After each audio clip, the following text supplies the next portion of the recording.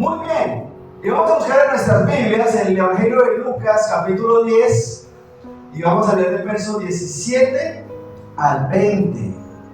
El domingo leímos este pasaje. Al final lo leo yo. Dice: volvieron los 70 con gozo, diciendo: Señor, aún los demonios se nos sujetan en tu nombre. Y les dijo: yo veía a Satanás caer del cielo como un rayo. He aquí os doy potestad de hollar serpientes y escorpiones, y sobre toda la fuerza del enemigo, y nada os dañará. Pero no os regocijéis de que los espíritus se os sujetan, sino regocijaos de que vuestros nombres están escritos en los cielos. Y aquí vemos la ejecución de una obra de unos discípulos del Señor que salieron a predicar. Y por orden del Señor tenían la potestad de sanar a los enfermos. Pero incluso los demonios tenían que sujetarse a la palabra que daban de parte del Señor. Ellos reconocen que en el nombre del Señor tenían esa autoridad, esa potestad, porque no era porque ellos fueran muy inteligentes o muy juiciosos, sino porque el Señor mismo les había dado autoridad. Pero hay un pasaje, un pedacito aquí en el verso 18 que dice: y les dijo: yo veía a Satanás caer del cielo como un rayo. Y esto es un contexto bastante importante que nosotros debemos reconocer de parte de Dios en nuestra vida. Porque el Espíritu Santo nos enseña, nos guía, nos mueve, nos da el poder, nos reviste de autoridad. Pero aquí el Señor nos está mostrando un acontecimiento muy importante para nosotros que no podemos perder de vista. Los discípulos llegaron reconociendo que los demonios se sujetaban a ellos, o sea, que le obedecían, que se iban cuando ellos les echaban fuera, que les tocaba hacer caso, que los podía sacar de la gente, de donde quiera que estuvieran. Pero esto tiene un contexto mucho más atrás, cuando aquí el Señor dice que ve a Satanás caer del cielo como un rayo. Porque Satanás es alguien que nosotros debemos también saber que existe, que tiene poder, que tiene autoridad y que gobierna sobre los demonios y que hace daño. Por eso, esos 70 que salieron de parte del Señor iban empoderados con la orden del Señor para poder vencer. Pero miremos el contexto de este pasaje. Vamos al libro de Isaías. Isaías capítulo 14, verso 12 en adelante. ¿Cómo caíste del cielo, oh lucero, hijo de la mañana? Cortado fuiste por tierra, tú que debilitabas a las naciones. Mire, ¿cómo caíste de dónde? Del cielo. Del cielo.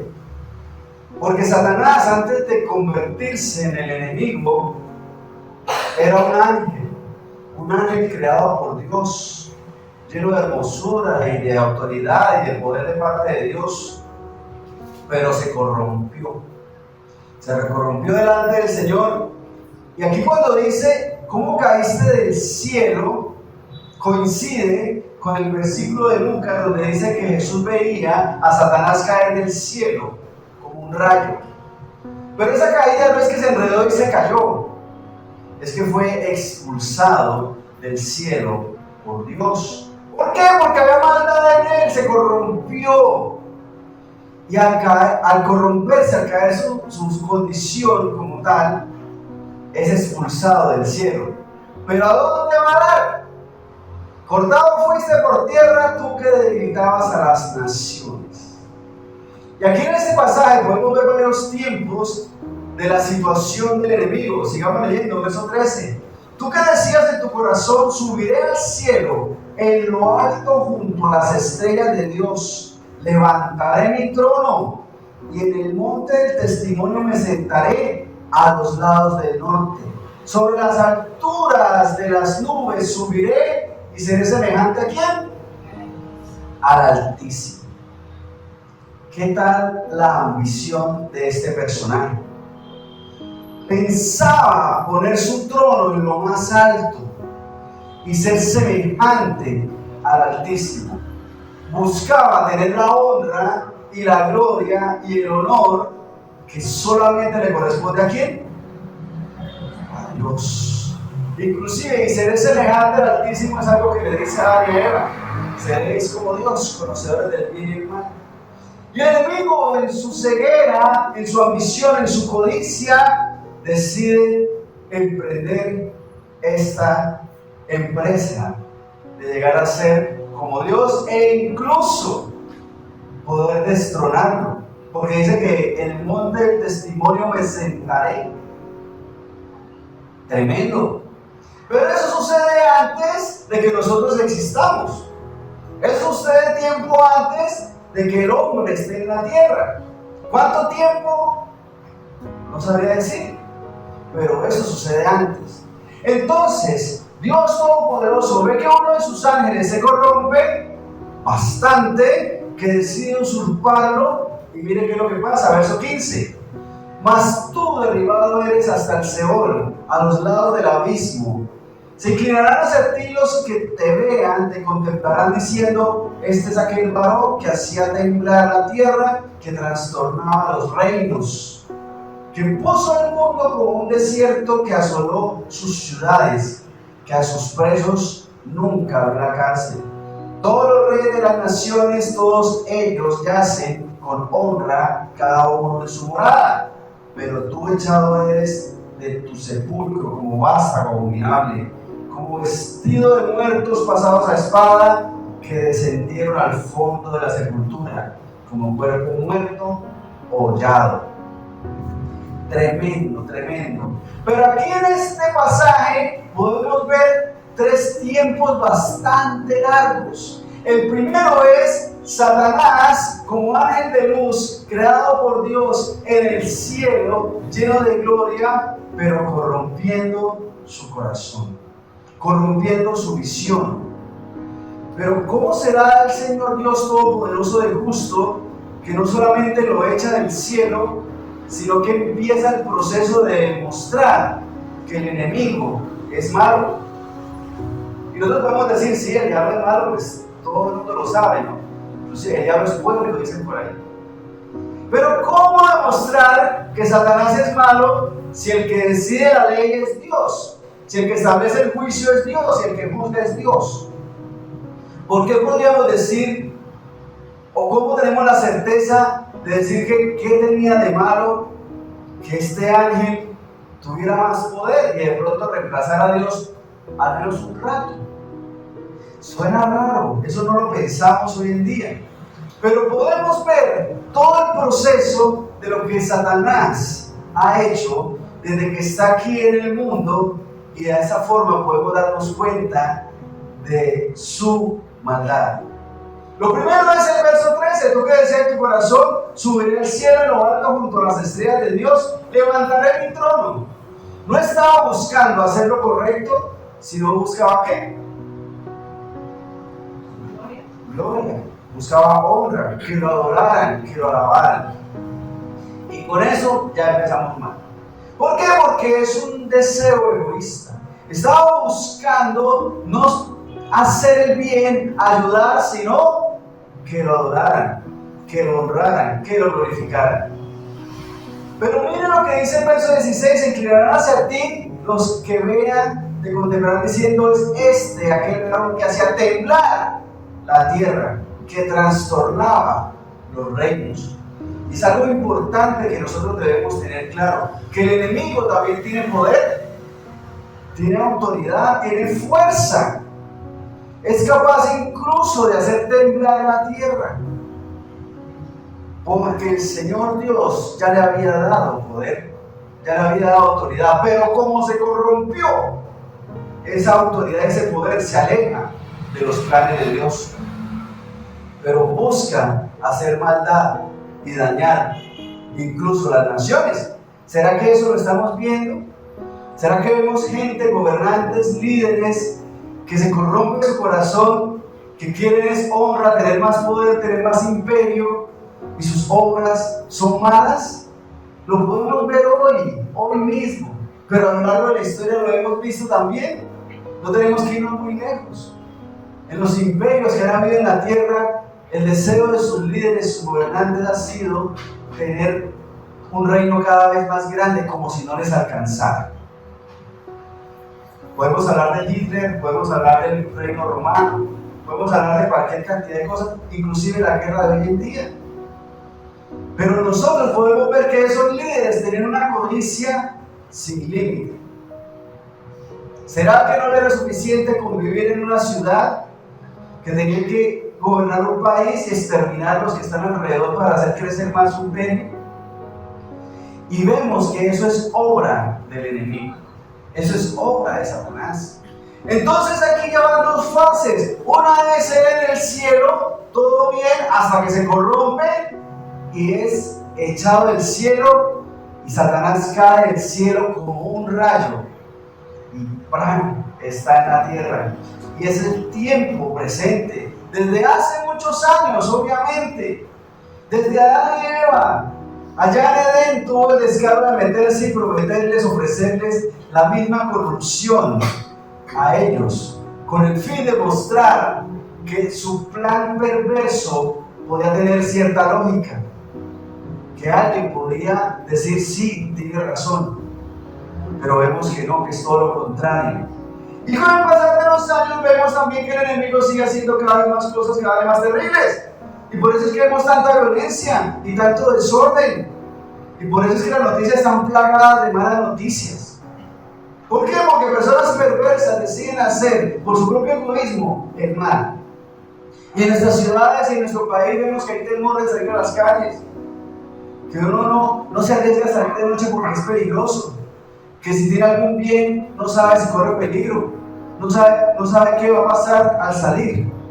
Y todo esto es obra del enemigo, que puso el mundo como un desierto, que asoló las ciudades, que a sus presos nunca abrió la cárcel. ¿Será que vemos eso hoy en día?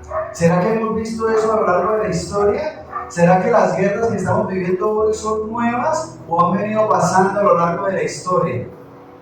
Porque las tierras son desoladas por la violencia y los sitios donde hay guerra son destruidos a causa de la obra del enemigo. Pero ojo con esto, porque sí hay gente que sigue el enemigo. ¿Sabía usted que hay gente que decide hacer la maldad, que de corazón decide seguir incluso a Satanás? ¿Qué sucede? Serán presos. ¿Usted ha visto que el criminal que se empieza a meter en ese problema criminal, en esa área criminal, no tiene forma de salir? Que si sale, lo matan. Se muere adentro o lo matan. Es un preso al que nunca le van a abrir la cárcel. El que está en el negocio de las drogas, para salir, primero lo matan. Tremendo. Esas son las cárceles del enemigo. Y aún así la gente vive en el pecado, en las drogas, en el alcoholismo, en la prostitución, en la degeneración, en el desorden. Se meten en las cárceles de Satanás y él nunca les va a dar salida.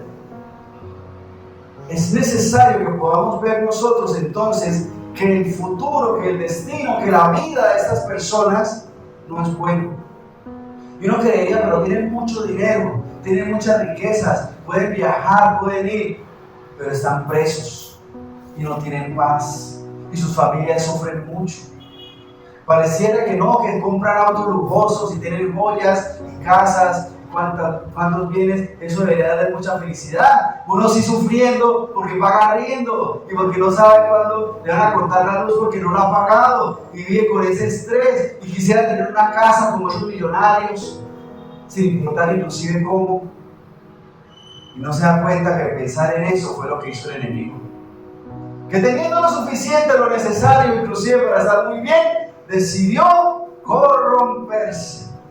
Y asimismo cada quien que decide seguir ese mal rumbo queda preso en esa cárcel del enemigo. Verso 18: todos los reyes de las naciones, todos ellos yacen con honra, cada uno en su morada. Pero tú echado eres de tu sepulcro como vástago abominable, como vestido de muertos pasados a espada, que descendieron al fondo de la sepultura como cuerpo muerto hollado. Y esto no es el presente del enemigo, esto es el futuro. Esto es lo que ha de venir para él. Eso es lo que ha de venir para Satanás y todos sus demonios.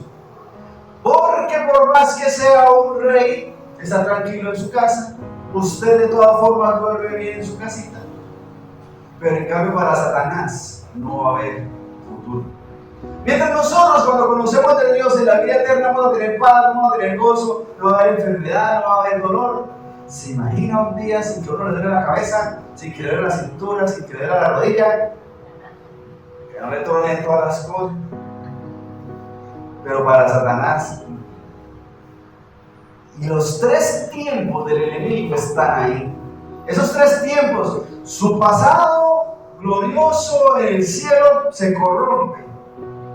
Su presente en la tierra haciendo destrozos, demostrando que la maldad es mala y que él es malo. Pero también su futuro en la destrucción plena, porque será destruido, porque de parte de Dios no habrá paz para él. Para todos nosotros sí, si seguimos al Señor, pero el enemigo ya está condenado a pasar en esta humillación. Porque cuando sea el juicio y Satanás sea echado al Seol a destruirse, ahí sí le dará la pena todo el mal que hizo. Y toda la creación va a confirmar que el malo sí era el enemigo y que Dios es bueno siempre. Pero entonces volvamos al Evangelio de Lucas, capítulo 10. Evangelio de Lucas, capítulo 10, volvamos allí. Ya lo leímos, volvamos a leer. Volvieron los 70 con gozo, diciendo: Señor, aún los demonios se nos sujetan en tu nombre. Y les dijo: yo veía a Satanás caer del cielo como un rayo. He aquí, os doy potestad de hollar serpientes y escorpiones, y sobre toda fuerza del enemigo, y nada os dañará. Pero no regocijéis de que los espíritus se sujetan, sino regocijaos de que vuestros nombres están ¿dónde? Escritos en los cielos. Y en esto podemos tener plena paz y pleno gozo. ¿Puede haber dificultades? Sí, pero no nos pasará como el enemigo que será destruido, sino que nosotros seremos exaltados. ¿Debemos tener miedo? No. ¿Por qué? Porque el Señor nos ha dado la victoria. Y aunque el enemigo esté suelto por ahí haciendo daño, nosotros tenemos la esperanza en un Dios todopoderoso. Y eso nos da paz. Porque aunque el enemigo esté corrompiendo las mentes de nuestras familias, en Dios hay esperanza. Él tiene autoridad y poder de vencer al enemigo mismo, porque ya ha sido declarado. Entonces, ¿qué nos queda a nosotros? Seguir haciendo la voluntad de Dios, porque nos ha revestido con poder para orar por la gente y que sean sanados de las enfermedades, que sean libres de esas cárceles en las que están, porque el enemigo no lo va a soltar. Pero Jesús pagó el precio en la cruz por cada uno de ellos. Jesús pagó ese precio y nosotros podemos hacer esa obra de parte del Señor y estar tranquilos. Dice que podemos caminar sobre serpientes y sobre escorpiones, y que nos ha dado poder sobre toda fuerza del enemigo. Así que ya tenemos la victoria en Jesús. Lo que pasa es que a nosotros todavía nos cuesta porque el enemigo sigue suelto. Y como sigue suelto, uno no deja de asustarse. Y el enemigo no deja de meterle cizaña en la cabeza. Y mire, ese problema no puede salir. Ese problema no tiene solución. Eso ya no hay nada que hacer. Deje así, apague y vámonos. ¿Por qué? Porque a él le interesa que cuando él se ha echado al lado del fuego, haya más con él para hacer doler el corazón de Dios. Porque él ya sabe para dónde va. Pero nosotros solo debemos saber para dónde vamos, y vamos para el cielo, a la vida eterna. Entonces debemos renunciar a todas esas chanzas del enemigo. Todas esas chanzas donde el enemigo nos muestra que esto viene genial, espectacular, pero no, porque nos mete en una cárcel de la cual no nos quiere soltar. Que tal persona, que tal lugar, que tal sitio, no conviene dejarlo lejos. Pero en cambio seguir haciendo la obra del Señor. Pongamos de pie, por favor, vamos a orar. Porque en el Señor hay esperanza, hay vida eterna, hay gozo. Desde ahora y para siempre, porque es que Dios existe aún desde antes de Satanás.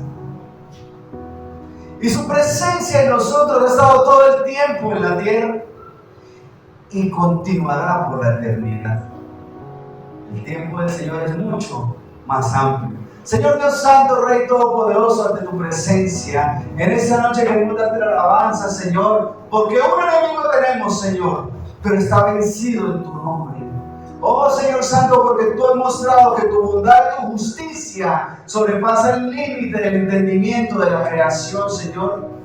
Oh Rey Todopoderoso, todo ojo te verá, Señor Santo, y verá tus justos juicios, y declararemos santo, santo, santo es el Señor, y doblaremos todas las rodillas delante de ti, reconociendo tu grandeza y tu señorío. Y el enemigo quiere contados los días, porque será arrojado al lago del fuego. Y las naciones lo verán y dirán, y este era el que trastornaba a las naciones, este era el que desolaba las ciudades, este era el que no dio nunca salida a sus presos. Y será humillado y destruido. Pero Señor, en tu nombre nosotros seremos levantados por ti, Señor Santo de los cielos, y te exaltaremos y glorificaremos tu nombre, Señor, eternamente, porque tú y solamente tú eres Dios, solamente tú mereces la honra, solamente tú mereces la adoración, Señor.